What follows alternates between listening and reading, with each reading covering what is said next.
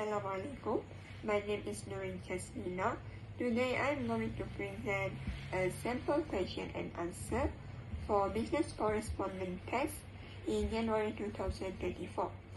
So I chose the sample because it provides a complete model answer along with a clear step-by-step guidance on how to structure a proper email response, starting from the salutation and ending with the complimentary close.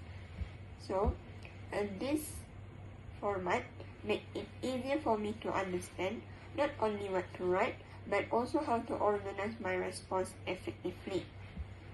So, for this email has both inquiry and reply email, based on both email content and the language or word used by the sender.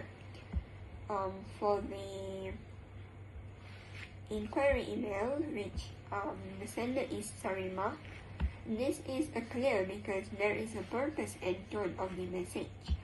Sarimah says in the email is, I am writing to bring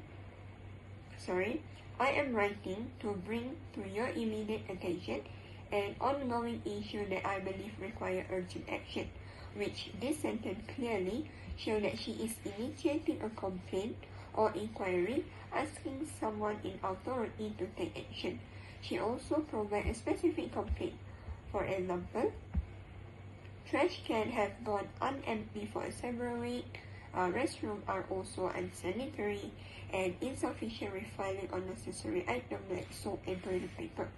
This detail shows that she is informing and requesting help. And lastly, she writes a politely request for action in this email, which is she writes, and I sincerely hope that this issue be dealt with right away. Next, we are looking for reply email that from Norman. So first of all, in this email, Norman acknowledged the complaint that Sarimah wrote in her email. Norman writes, thank you for drawing my attention to your concern, which clearly shows that he is responding to the earlier message. Then he writes an explanation of the cause. This is justification or response to the concern raised by Sarimah, which he writes the decrease in cleanliness is due to increased workload. So then Norman say a detail of action taken about the problem. This shows he is taking the next step to resolve the problem.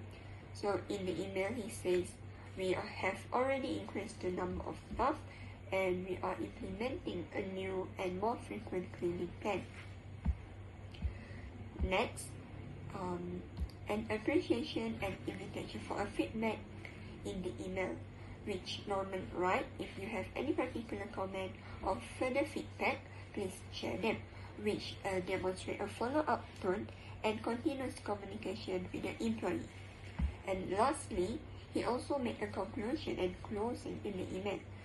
So he says that, thank you for your patience and understanding, which is a very polite and a formal closing I used to reassure the sender of inquiry that the issue is being addressed.